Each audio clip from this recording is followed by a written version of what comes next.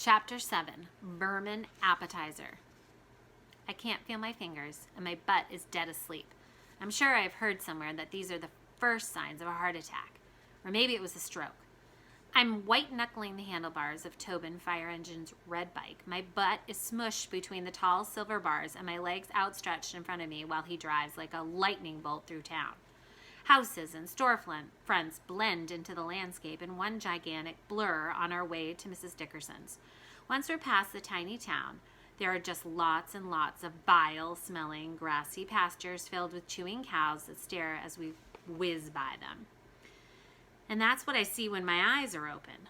On the metal platform over the back wheel are Tobin's yellow legal pad and the mysterious black case he grabbed on his way out. They're strapped tight with a roll of twine he used from a shelf in Charlie's garage. That's Charlie's store, see it? He points, the wooden cabin with a green door. I peek open one eye. Both hands, I holler back at him, gripping even tighter and closing my eyes again. Tobin takes a sharp right down a bumpy dirt road. We bounce and bumble over rocks and dips in the road until the vibration makes my lips itch. I scratch them with my teeth and silently repeat the parts of the Our Father prayer that I can remember from church. Mom and I only made it to church at Christmas and Easter and sometimes Good Friday. All I can remember is something about bread and trespassing, which doesn't really seem to fit this situation. See that little blue house up there on the hill? Tobin says, pointing again. That's Mrs. Dickerson's place. I peek another eye open, but when I open my mouth to scream at him again about keeping his hands on the handlebars, nothing comes out. That's because something flies in instead. I cough and choke, but whatever it takes, a sharp left at a tonsil and dive bombs down my throat, lodging in a kidney or maybe my liver. I gag and try to spit, except when I do, it just splashes back at me, hitting me in the cheek. I just ate a bug, I cry. I swallowed the entire body of an insect. What's it going to do to me? They can't hurt you, Tobin tells me. Charlie says aphids are a good source of protein. Protein? I gag. And what's an aphid anyway? Aphids are a group of various soft-bodied insects. All the sticks and seeds and bark from this morning stand at attention, ready for their encore. I can feel it burrowing into my gallbladder. It is not, Tobin said. I think I hear him laughing, but my eyes are still closed, so I can't be absolutely sure. I open them again when Tobin turns another corner and slows down. He pedals up the dirt drive of a small blue house with 6 windows on the front of it, 3 along the top and 3 along the bottom. There is a white flower box stuck to the bottom of each window, each one filled with bright red roses, and there's a round table on the front porch with a yellow tablecloth blowing in the breeze. The table is set with a vase of even more roses, china teacups with the saucers underneath, and a plate stacked high with fresh-baked cookies. I know they're fresh-baked because I can smell the smell of baking cookies seeping out of the screen door. Tobin stops the bike and holds it steady while I de-wedge my butt from between his handlebars.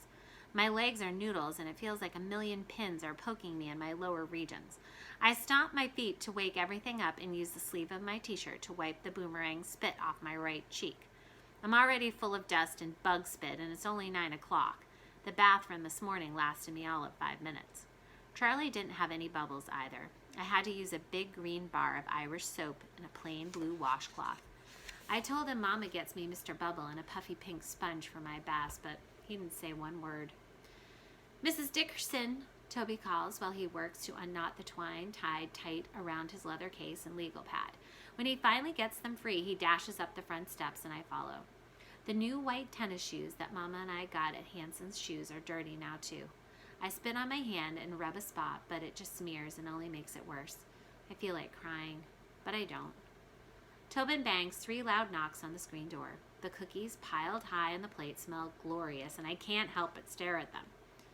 Too bad I already filled up with vermin on the way over here. I gagged one more time just thinking of it. Mrs. Dickerson, Tobin calls louder this time, peering through the screen between 2 cupped hands.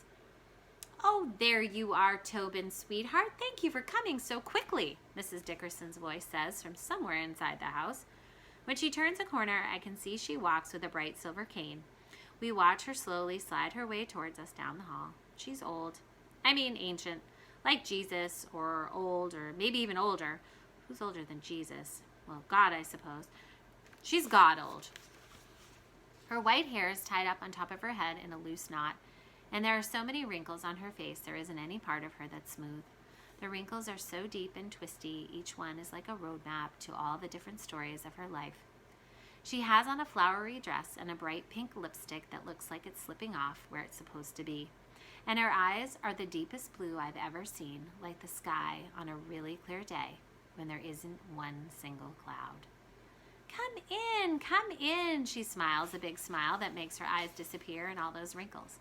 Tobin pulls the screen door open. She leans down and wraps her thick arms around him. His arms don't make it all the way around her. Mrs. Dickerson, I'd like you to meet my new assistant, Lemonade Liberty Wit. Tobin points a thumb in my direction. Lemonade, this is Mrs. Dickerson. She used to teach 3rd grade at Willow Creek Elementary School before she retired. She smiles at me and holds out a hand for me to shake. Hello there. It's so nice to meet you, Lemonade. I ate a bug, I blurt out. She looks surprised and then smiles even bigger, her blue eyes disappearing again. Oh, well, that can happen now and again. Nothing to worry about, though, I'm sure. Well, Lemonade, I hear you were coming to stay with Charlie. I'm so sorry to hear about Elizabeth, dear. Such a tragedy. And so young, too.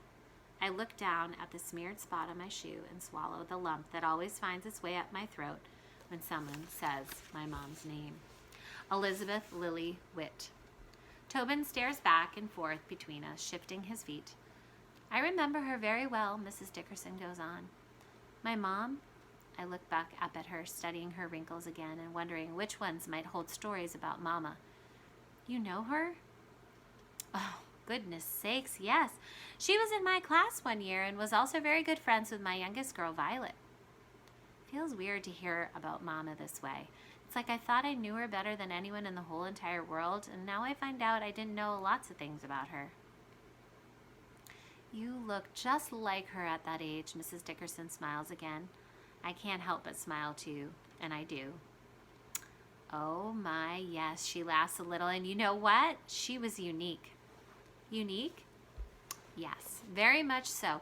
Quite an individual, Mrs. Dickerson goes on. I remember when she was right around your age and she got a doctor kit for Christmas. Well, don't you know she opened up her very own free clinic for all the animals in town. She made house calls, too, for the horses and steers. What did she call it? She did that, I asked. Well, she loves animals, you know. She's a veterinarian back home. Mrs. Dickerson smiles like she already knows. What did she call it? She says again.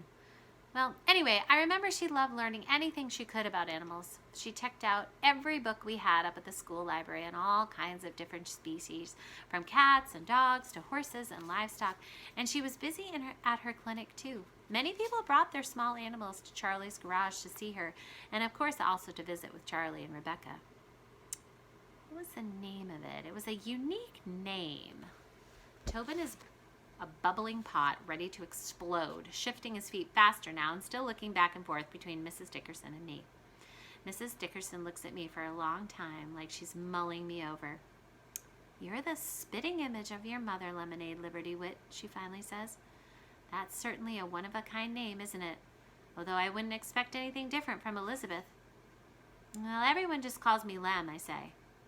Well, she places a warm hand on my shoulder. Welcome to Willow Creek, Lem. I'm looking forward to get to know you.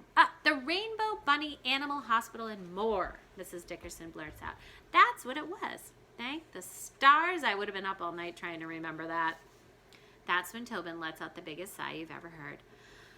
Mrs. Dickerson, he finally bubbles over. Could you show us where you saw Bigfoot?